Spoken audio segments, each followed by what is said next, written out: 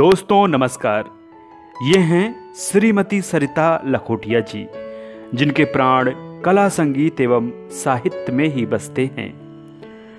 बहुमुखी प्रतिभा की धनी सरिता जी सच में कल कल करती सरिता की ही तरह हैं, जो जीवन में सकारात्मक ऊर्जा के साथ आगे बढ़ने का संदेश देती हैं। कला सदैव सुख और आनंद का सृजन करती है। विविध कलाएं और साहित्य मिलकर हमारे मनोभावों को उद्दीप्त करते हैं और ललित कलाओं से जुड़कर हम एक सुसंस्कृत समाज की रचना करते हैं।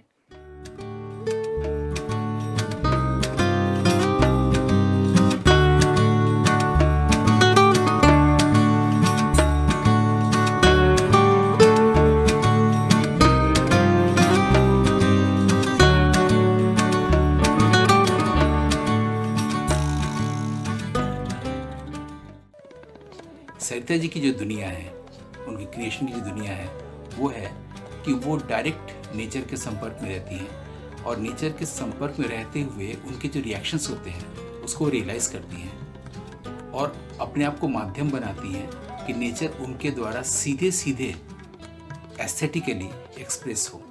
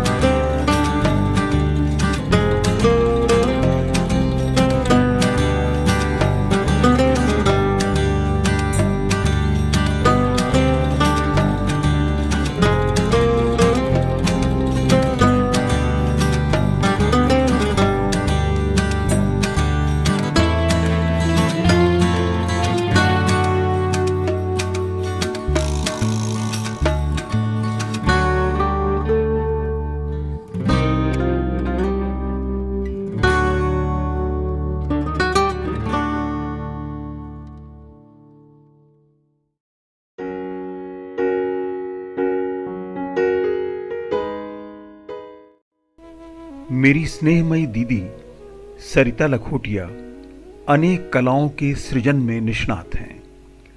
वे पेंटिंग्स बनाती हैं, प्रकृति संरक्षण करती हैं, मनमौजी यायावर हैं, खूब यात्राएं करती हैं, देश के विभिन्न प्रांतों की पारंपरिक कलाओं की समन्वयक हैं, संगीत और साहित्य की मर्मज्ञ हैं और शानदार फोटोग्राफी भी करती हैं।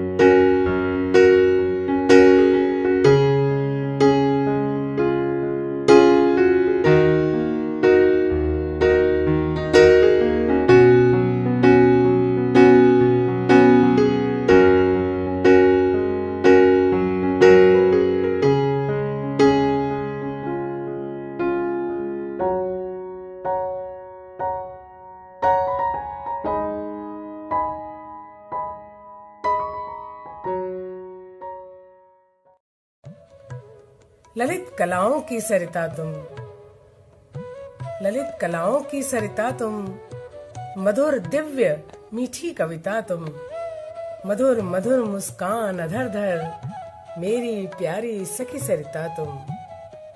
बहुत बहुत बधाई, शुभकामनाएं, प्यार।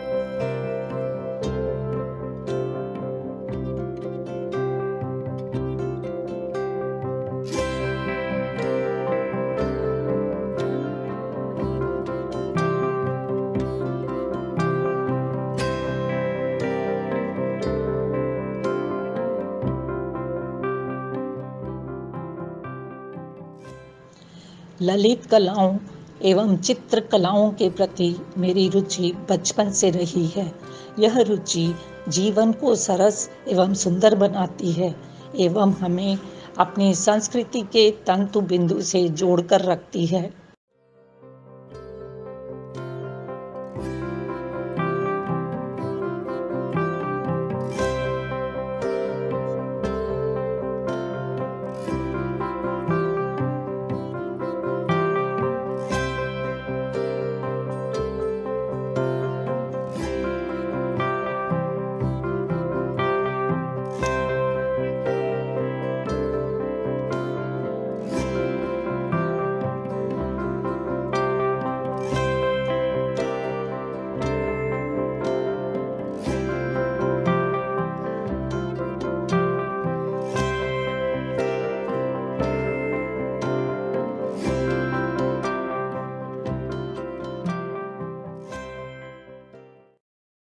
प्रणाम दीदी, आज मैं बहुत खुश हूँ। इस अवसर पर मुझे बेहद प्रसन्नता हो रही है कि आपकी लगन, मेहनत रंग लाई, आपके सपने साकार हुए।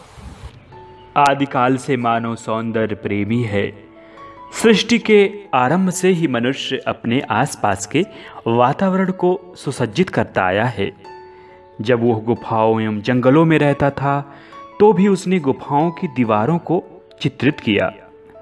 धीरे धीरे प्रगति करते हुए मनुष्य ने ईंट पत्थर के घर बनाए और उसे विविध रूपों से सुसज्जित किया। इन्हीं विभिन्न रूपों में से एक है अल्पना, जो भारतीय संस्कृति की अलग पहचान है। इसे देश के अलग अलग भागों में अलग अलग नाम से जाना जाता है। कहीं रंगोली कहते हैं तो कहीं मांडना, कहीं अल्पना कहते हैं तो कहीं चौक पूरना। पुरातन काल से ही ये हमारी संस्कृति का अभिन्न अंग रही है और किसी भी शुभ कार्य को करने से पहले इन्हें बनाया जाता है। आज भी महाराष्ट्र में लोग पारंपरिक भोजन की पूर्व पटरे के चारों ओर रंगोली अवश्य बनाते हैं। दक्षिण भारत में औरतें प्रतिदिन सवेरे अपने घर के मुख्य द्वार पर अल्पना बनाती हैं। राजस्थान में विवाह एवं अन्य शुभ अवसरों पर मांडने की प्रथा प्रचलित है। बंगाल के पूजा पंडालों में बनी अल्पनाएं आकर्षण का केंद्र होती हैं। मांडना या अल्पना बनाते समय जिस सौंदर्य अनुभूति के समीप मैं होती हूँ उसे शब्दों में व्यक्त करना मेरे लिए मुश्किल है। विभिन्न आकार प्रकार वाले पुराने विवाह एवं अन्य निमंत्रण पत्रों के कागजों पर, जिन्हें अक्सर फेंक दिया जाता है, सफ़ेद या अन्य रंगों के माध्यम से मैं मांडना चित्रित करती हूँ।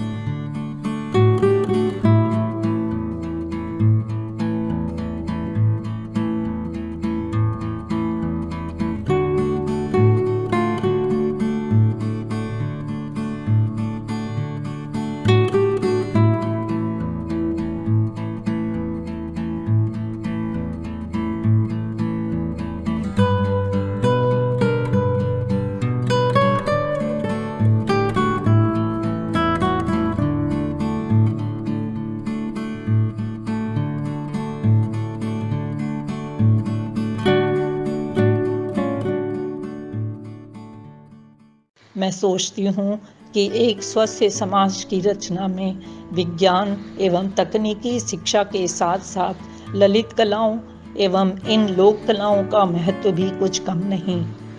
अपनी आज की और आने वाली पीढ़ी में इन कलाओं के प्रति रुझान उत्पन्न करना हमारी नैतिक जिम्मेदारी है।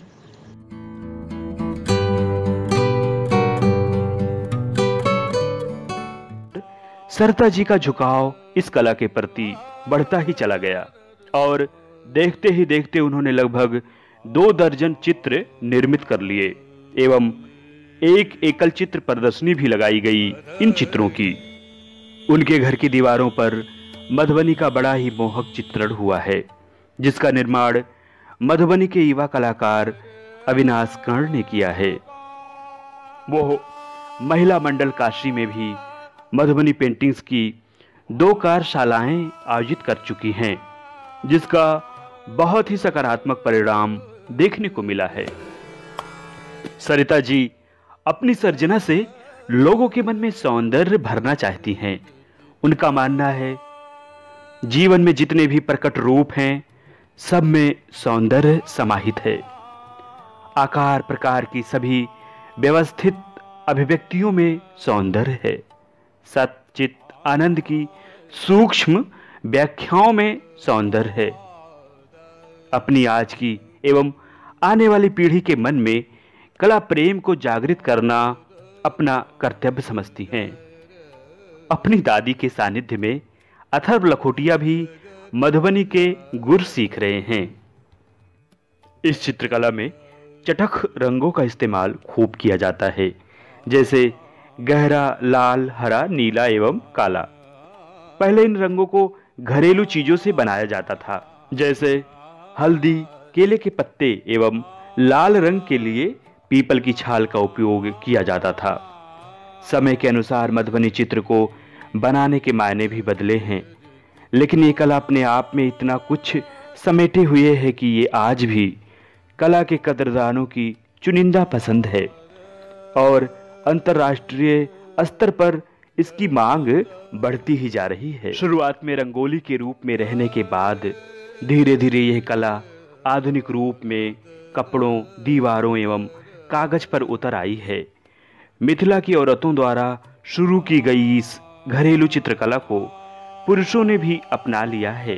तो सरिता लखोटिया जी की यह कोशिश सफल हो, आने वाली पीढ़ी को वो अपनी सर्जना से बहुत कुछ दे सकें, यही कामना है, यही प्रार्थना है। कला सदैव सुख और आनंद का सृजन करती है। विविध कलाएं और साहित्य मिलकर हमारे मनोभावों को उद्दीप्त करते हैं और ललित कलाओं से जुड़कर हम एक सुसंस्कृत समाज की रचना करते हैं। सृजन छायाचित्र प्रदर्शनी में श्रीमती सरिता लखोटिया ने विभिन्न पर्यटन स्थलों के फोटोग्राफ्स लगाए हैं, जिनमें समुद्र, पहाड़, चट्टान, सूर्यास्त, सूर्योदय आदि के प्राकृतिक मनभावन चित्र अपनी ओर आकर्षित करते हैं। वे बताती हैं कि प्रकृति से उनका लगाव बचपन से रहा है। सूर्योदय हो या सूर्यास्त, गंगा की उठती गिरती लहरें हो या समुद्र का अगाध नीला जल, पहाड़ों की बर्फ से ढकी चोटियां हो या रेगिस्तान की सुनहरी रेत, सब उनको आकर्षित करते हैं। प्रकृति के साथ तारतम्य बनाए रखकर वे स्वयं को प्रसन्न रखती हैं। उनका कहना है कि जब हम किसी दर्शनीय या ऐतिहासिक स्थान की यात्रा करते हैं तो उस प्राचीन समय में पहुंच जाते हैं और स्वयं वहां जीने लगते हैं। उस काल को अपने अंतःचक्षुओं से जब हम देखते हैं और चित्र लेते हैं तो वे सजीव हो उठते हैं।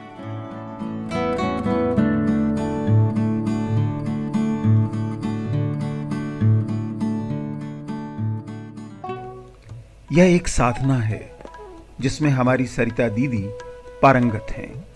वे पेड़ों की भंगिमाएं पकड़ सकती हैं, पत्थरों की हस्तरेखाएं पढ़ सकती हैं, नदी के हृदय को देख सकती हैं और सूरज तथा अंधकार के इंद्रजाल को भी अपने चित्रों में परोस सकती हैं। उनके चित्र कविताओं के जनक हैं और भावनाओं के महाकाव्य। वह वाराणसी में रहकर धन्य हैं और काशी उनकी कला प्रतिभा से गौरवान्वित है। उनकी छाया में न जाने कितनी नवोदित प्रतिभाएं संरक्षण पा रही हैं, फल फूल रही हैं। ईश्वर उन्हें कला के हर क्षेत्र में अग्रगण्य बनाए।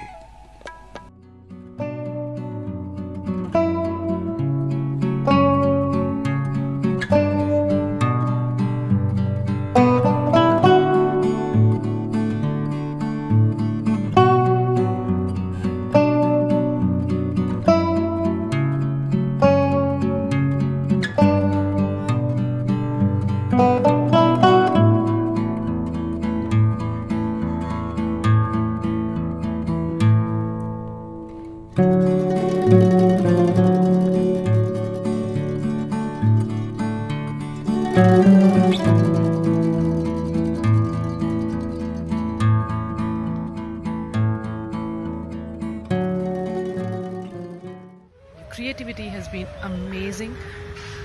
The enthusiasm, the motivation is infectious, and I hope that everyone would appreciate some of the most beautiful pictures of the nature that you have clicked over the years. All the very best.